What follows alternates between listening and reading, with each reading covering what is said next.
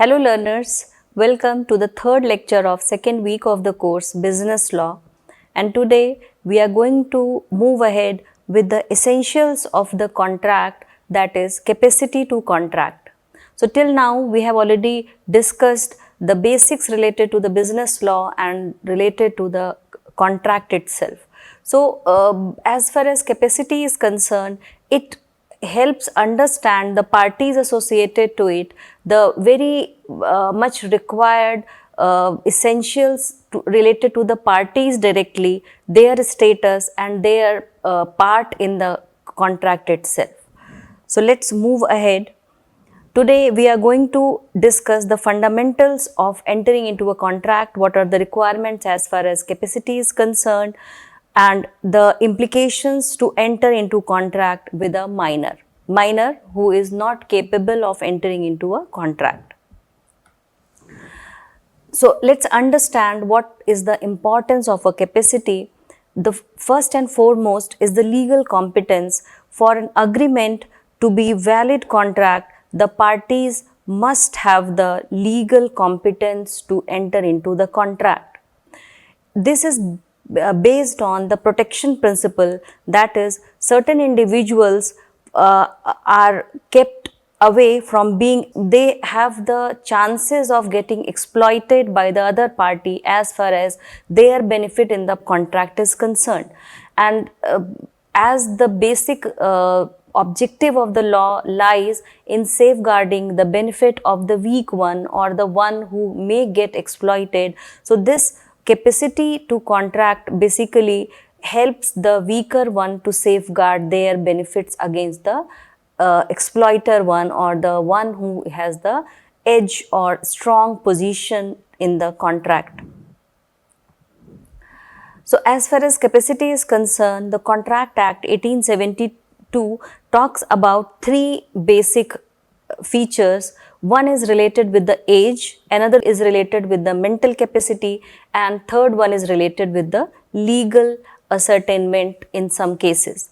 So as far as age is concerned, in India, the age of majority is decided at 18 years, and in some cases, if there is some guardian appointed by the court of law, in that case it is 21 years. The person who is said to be capable of entering into a contract must be of sound mind. When we say sound mind, it means the person must have the ability to understand his benefit properly, and he should be able to judge between right and wrong as far as mental capacity is concerned. And the third capacity is associated with the legal ascertainment. The person must not be declared disqualified by any specific law. What are those specific situations and laws that we will be doing in detail in the coming slides. So, as I have told that as far as the Indian law is concerned, the definition of a minor is the person who is below of the age of 18 years. It means once the person completes the age of 18 years, he is said to be major and he is very much capable of entering into a contract. And if the court of law has appointed guardian for the minor because of any specific reason, in that case that age of majority is shifted to 21 years at the place of 18 years. So this rule is basically tells, or it makes a provision that if there is any contract with a minor, it is considered as null and void right from the beginning. We call it void ab initio. Means law doesn't consider it at all to happen or to be done when it is a contract with a minor. So this is again based on the protection principle, where the part or the benefit of the minor is always protected by the law, because it is considered that the mental faculties are not appropriately developed and the person cannot understand the consequences of the clauses or the provisions in the contract itself, and they may result as some harm for the person who is does not have the age of majority. So the law considers it at 18 years and in some specific cases 21 years. So, in case of contract with a minor, there is no estoppel against a minor. Means if there is something required for the benefit of the minor, then it is not like a minor cannot enter into a contract. He can enter into a contract, he can enjoy the benefit, and even if he has misrepresented his age, the law will consider that contract as a void ab initio. And the contract which was done or which was made when the party was minor, as far as age is concerned, that cannot be ratified, that cannot be even approved after attainment of age of majority. It means even if the minor attains the age of majority, the contract still remains void ab initio. If that contract needs to be approved or that contract needs to be enforced, a new contract required to be made. That initial contract which was made when the party was not major in age will not be ratified in any case.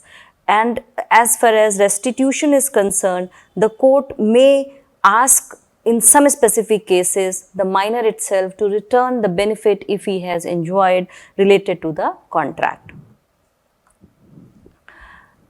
So, as far as basic liabilities or necessities are concerned, the minor is not ascertained with any personal liability related with the contract if he has borrowed any money, if he has taken any money from the other party.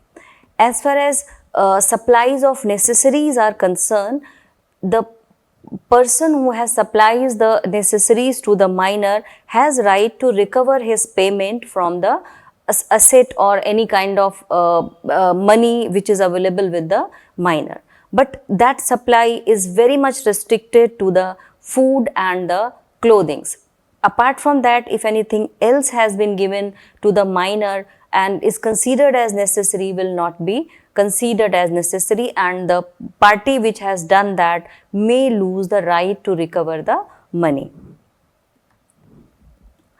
The second capacity related to Contract Act is the mental soundness of the party.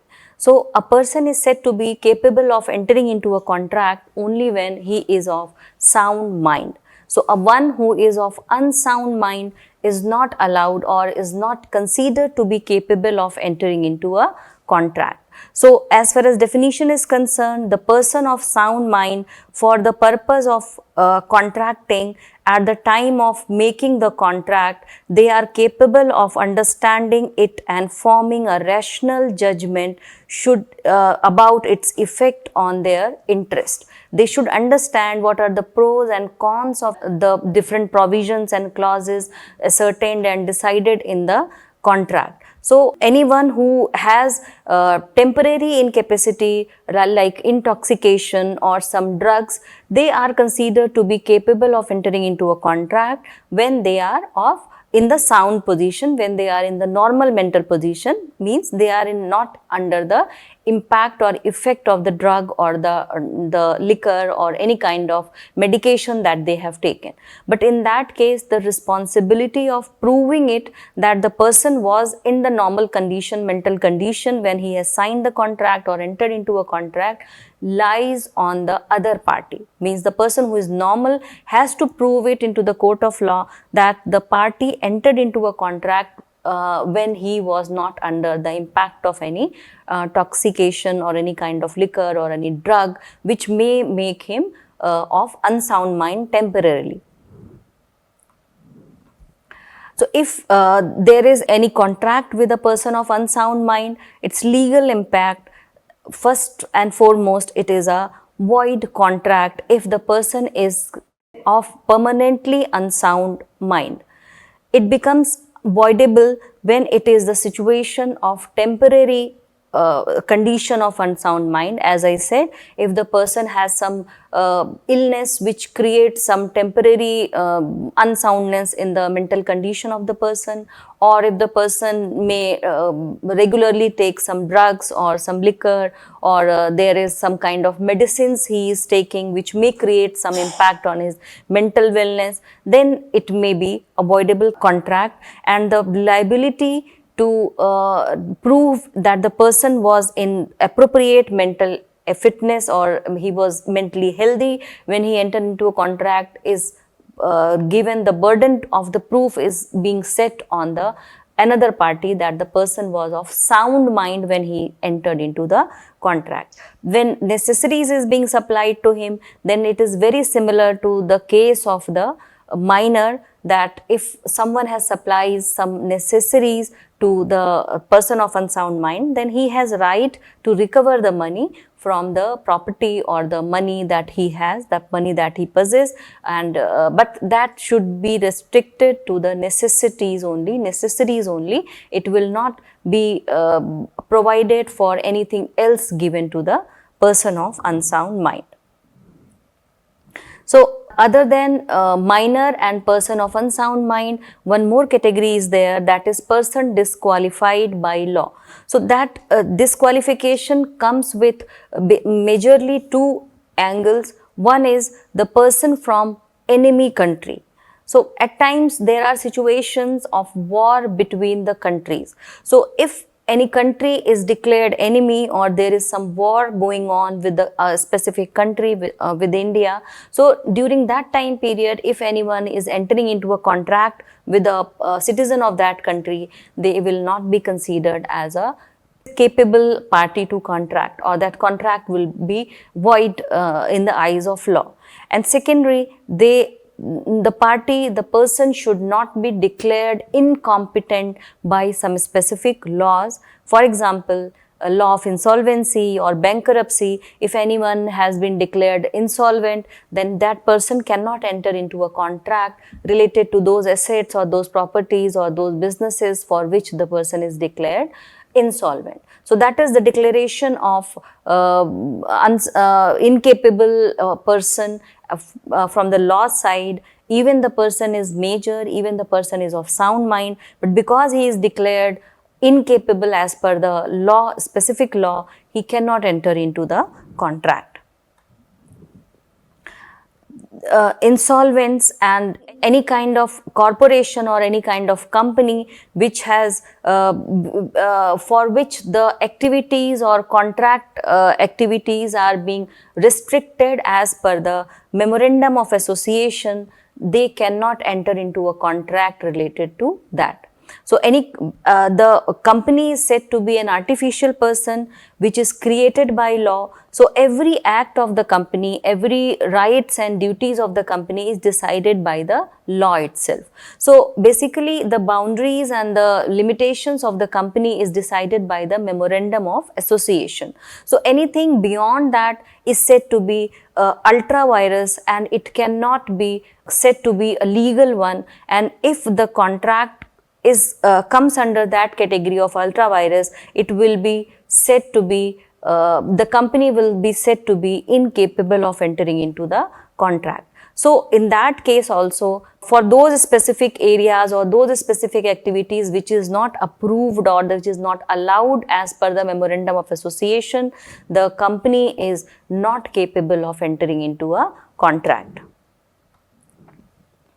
So, we have a very interesting case related to the capacity of contract. When the contract was made with a minor, the case was Mohri Bibi versus Dharmodas Ghosh, where a minor, Dharmodas Ghosh, mortgaged his property to a money lender, and there at that time he was minor, and after when the case was brought into the court of law for recovering the money from his property, when it was discovered that at the time of the contract the party Dharmodas Ghosh was minor, court declared it as void ab initio, as if the contract was not at all created in the eyes of law, and the money lender did not get any compensation or any recovery from the property of the minor.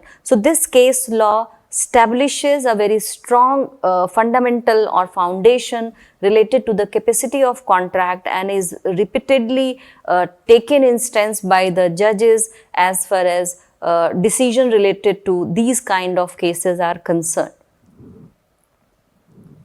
So this table shows the summary related to the capacity of contract. If the contract is with a minor, it is considered as void ab initio, and there is no liability to the minor itself unless and until it is related with the necessary supplies or articles or goods that are being compulsory for related to the well-being of the person, like food and clothing, etc.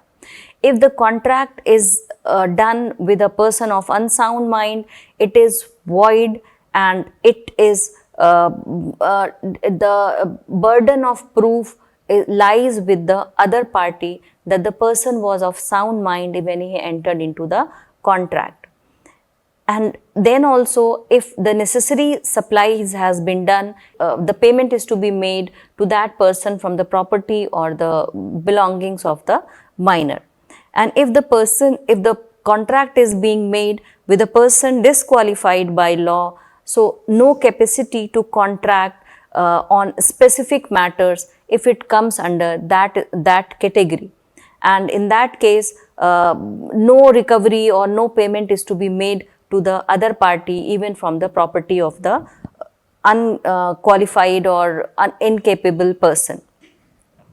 So related to the vital safeguarding, as law is established on the ground of keeping the part or keeping the benefit of the weak intact, so is the case of the incapable person.